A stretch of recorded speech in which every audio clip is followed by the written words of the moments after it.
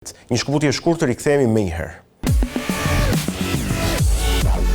Ja ku jemi rikthyer dhe në pjesën e 4 dhe të fundit për aktualitet për ditën e sotme do të flasim për një zhvillim me rëndësi sa i takon të rinjve dhe aftësive të tyre digjitale. Do përpiqemi t'i shpjegojmë gjatë kësaj bisede. Unë kam kënaqësi të kem në lidhje të drejtë për drejtë me mua Silva Bashllarin, studiuese e inteligjencës artificiale. Silva, jam i saktë në këtë përshkrim që të bëra se ti e ke përshkrimin shumë të gjatë. Edhe nuk e mbaj mend, ti improvizova. Njëri prej tyre, unë të preferoja shkenca e të dhënave, se AI është kështu si një term shumë i përgjithshëm, por që jemi totalisht okay. Okej.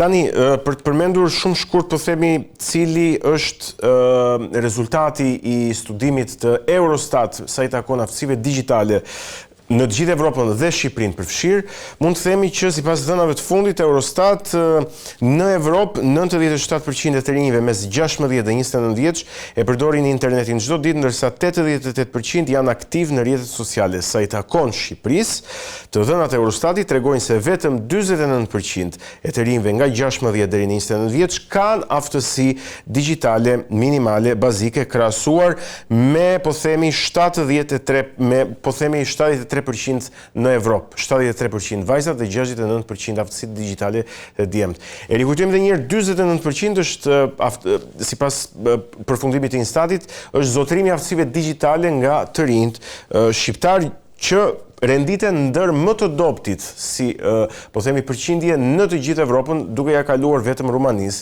e cila ka edhe më poshtë në aftësinë digjitale tek ta të rinj në 46%. Tani që ta kuptojmë çik për çfarë bëhet fjalë Silva, unë do doja ta nisja me pyetjen çfarë janë aftësitë digjitale. Aftësitë digjitale sipas konceptit që ti ke studiuar dhe aftësitë digjitale për të cilat bën fjalë ky studim. Po, patjetër. Atëherë, në fakt duhet përmendur që është shumë e rëndësishme kjo pjesë për sa i përket strategjive të Bashkimit Evropian dhe prandaj edhe është emërtuar dekada digjitale, si më thënë, kjo që në të cilën e jetojmë, dhe ata kanë vendosur në fokusin e tyre pikërisht aftësitë digjitale, transformimin digital të bizneseve, krijimin e infrastrukturave të sigurta dhe sustainable të digjitale, si dhe digitalizimin e shërbimeve publike. Pra, le të themi këto janë 4 nga qëllimet konkrete, të cilat janë shumë të rëndësishme në këtë dekadë, e cila është edhe një herë siç thash emërtuar dekada digjitale. Tani, njëra prej këtyre është pikërisht kjo, aftësi digjitale. Dhe ndoshta kur kush e dëgjon në këtë formë aftësi digjitale, mendon disa njerëz që po zhvillojnë robot në disa nuk e di, bodrume, high-tech, pra teknologji që lejon imagjinata, po në fakt indikatori i cili është studiuar këtu, pra indikatori i aftësive digjitale, është i përbërë nga 5 komponent dhe mendoj që ja vlen t'i përmendim për të kuptuar se çfarë po matet. Pra njerëzit shohin këtë lajm që aftësitë digjitale janë shumë të ulta, po cilat janë ato konkretisht? Dhe në fakt pikërisht, po masin gjëra shumë të thjeshta, në sensin që e para është një lloj literacie ose alfabetizmi për sa i përket informacionit dhe të dhënave. Dhe kjo përfshin gjetjen e informacionit për të mira ose shërbime online, kërkimi i informacionit në lidhje me shëndetin online, leximi i gazetave online. E dyta është aftësitë për komunikim dhe për bashkëpunim online. Për shembull, dërgimi i emaileve, bërja e telefonatave duke përdorur internetin, pjesëmarrja në rrjete sociale, shprehja e mendimeve në lidhje me çështje të ndryshme në rrjete sociale. E treta është zhvillimi i aftësiveve të digital content, kontenti digital, që nga krijimi ose përdorimi i softwareve që procesojnë të dhëna, procesojnë tekst si Wordi për shembull, ose që ndërtojnë ose editojnë foto, video dhe deri tek shkrimi i kodit. Por i përfshin të gjitha këto. E katërta është aftësitë e sigurisë, pra nëse ti e menaxhon aksesin për të dhënat e tua personale duke çakuar që websajti në të cilin ti po jep të dhënat e tua është i sigurt, duke lexuar atë të privatësisë për shembull, e të tjerë. Dhe e fundit, aftësitë digjitale për zgjidhjen e problemeve, që këtu konsiston shkarkimi dhe instalimi i softwareve ose aplikacioneve, shitjet online, blerjet online, internet banking, kërkimi për një punë online. Pra, këto janë 5 pesë zonat në të cilat maten aftësi digjitale dhe siç po jepja shembuj konkret, këto ne I konsiderojmë goxha bazike në këtë sens. Dhe që ti të konsiderohesh që ke aftësi bazike, Po. njerëzit duhet që të kem performuar të paktën një aktivitet në cilin në secilën prej atyre 5 kategorive në 3 muajt e fundit. Dhe në këtë bazë po e bëm vlerësimin, pra është shqetësues, sepse kur ti mendon që 49% e të rinjve nga mosha 16 deri në 29 vjeç kanë aftësi digjitale bazike, mendon ndoshta jemi shumë mirë sepse të gjithë janë në dhomat e tyre duke shkruar kod dhe duke rindërtuar Aplikacionet, po nuk është ashtu. Digitale. Po. Por nuk është kështu, pra matet në disa nivele shumë bazike dhe prandaj kjo statistik ishte vërtet shqetësuese, sepse mendojmë që dërgimi I mesazheve, krimi I telefonatave online e të tjerë janë aftësi që tani janë në popullsi dhe prandaj është shqetësuese. Sigurisht. Një tjetër gjë që tani të paktën mua personalisht, po them Silva si gazetar, më shqetësoi është përqindja e të rinjve në Bashkimin Evropian në bazë të këtij studimit të Eurostatit që kanë, po them, aftësinë që të verifikojnë informacionin që lexojnë në internet, pra të kuptojnë dhe të kenë mekanizmat, të gjejnë mekanizmat e duhur për të kuptuar nëse është informacion I vërtet ose nëse është informacion jo I vërtet. Dhe është për shembull 36% përqindja, shumë e ulët, po themi 1/3, 1/3 të rinj, po themi e kanë aftësinë që të mos dezinformohen, po them, kështu. Nuk e di si e shef ti këtë gjë? Në fakt, kjo është një tjetër problem I cili amplifikohet edhe për shkak të inteligjencës artificiale, duke qenë se ne po shohim që njerëzit shumë shpesh shkojnë direkt tek një large language model për të kërkuar informacion, sesa të rinë edhe të kërkojnë në Google. Më herët kërkonim që jo vetëm të kërkoni në Google apo në motor të tjerë kërkimi, por dhe të verifikonin, pra të shkonin në websajtet e duhura, të shihnin burime, të shihnin nëse janë burime të besueshme, të bënin dallimin mes burimeve parsorë dhe dytësore të informacionit, ndërkohë që tani kemi kaluar edhe në një stad tjetër që përdorim mjete të cilat nuk kanë asnjë lloj informacioni për burimin, të paktën deri tani, sepse janë duke studiuar se si mund të ndërtohen modele të mëdha gjuhësore si ChatGPT e tjerë. Në fakt, nuk e di nëse ta kam thënë kur kemi diskutuar, nuk e mbaj mend, kur kemi diskutuar herën e kaluar bashk, që ka një diskutim për kthimin e këtyre LLM në motor kërkimi, modeleve gjuhësore të mëdha në motor kërkimi, që ta kuptojnë njerëzit, për kthimin e ChatGPT si Google-i. Pra, që ti të bësh direkt kërkimin aty dhe jo thjesht për kështu shopping online, po tamam motori vërtet kërkimi. Në fakt, motorët e kërkimit tani më përdorin teknologjitë AI, do të thënë I kanë të përbrendësuara në strukturat e tyre, dhe ky është edhe një tjetër problem që ne po shohim që interneti gjithnjë edhe më tepër po të mbushet me informacion të prodhuar pikërisht nga këto modele gjuhësore si ChatGPT-ja dhe bëhet si shumë problem sepse vetë ato po ushqen me kontentin që kanë prodhuar po vetë dhe është një rreth shumë vicioz kur vjen puna tek përpunimi I informacionit. Pra është vetë për large language models problem e jo më për njerëzit e rinj.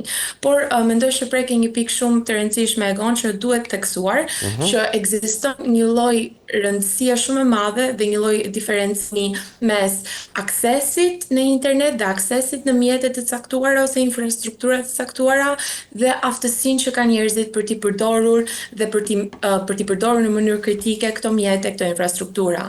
Prandaj tani më hendeku digital po studiohet jo vetëm në aksesueshmërinë, por edhe në përdorim. Dhe prandaj kemi të indikator të aftësive digjitale. Dhe duhet përmendur që nuk është automatik, pra nëse strategjitë e shteteve ose strategjitë e universiteteve, shkollave, kujt të duash, janë që thjesht hajde të ndërtojmë infrastruktura ose t'u japim akses njerëzve mbi këto gjëra, kjo nuk garanton një lloj avancimi, pra avancimi nuk është automatik. Kërkohet që njëkohësisht që ti ndërton këto infrastruktura fizike dhe njëkohësisht që ti jep akses në mjete të caktuara, kërkon që të ndërtojnë dhe infrastruktura shoqërore mbi përdorimin e tyre, përdorimin eficient, përdorimin kritik etj. Dhe këto janë struktura akoma dhe më të vështira për të ndërtuar dhe është shumë problematike. Domethënë, më kujtohet një citim nga nga Herbert Simon, i cili njëkohësisht ka kontribuar si në shkencat kompjuterike, si në ekonomi, ka fituar çmimin Nobel 78-ën, mos gaboj, që atëherë konsideroi që pikërisht kjo pasuria në informacion krijon një lloj varfënie në vëmendje dhe një nevojë të jashtëzakonshme për ta alokuar atë vëmendje në mënyrë eficiente. Kështu që u rikthehemi po prap atyre problemeve që me avancimin e teknologjisë nuk është se i kemi zgjidhur tamam, ndërtimin e strukturave shoqërore për t'i mirë përdorur. Shumë e vërtet, dhe unë do rikthehem sërish tek një tjetër dimension shoqëror i këtij studimi të Eurostatit, tek ndarja gjinore midis vajzave dhe djemve në aftësitë digjitale. Në të gjithë Evropën, duke përfshirë edhe Shqipërinë këtu, në moshat 16 deri në 29 vjeç, vajzat kanë më shumë aftësi digjitale se sa djemt. Për Shqipërinë nuk e kam në këtë moment, besoj duhet të jetë, po për Evropën, dhe besoj që një raport i ngjashëm do të jetë edhe për Shqipërinë, po për Evropën ishte 73% vajzat dhe 69% aftësi digjitale djemt. Silva, çfarë tregon kjo thyrje e stereotipeve gjinore tashmë në teknologji? Si duhet ta lexojmë, ta kuptojmë? Po, nuk e di nëse 4 pikë në përqindje përbëjnë eksaktësisht një thyrje të stereotipeve gjinore.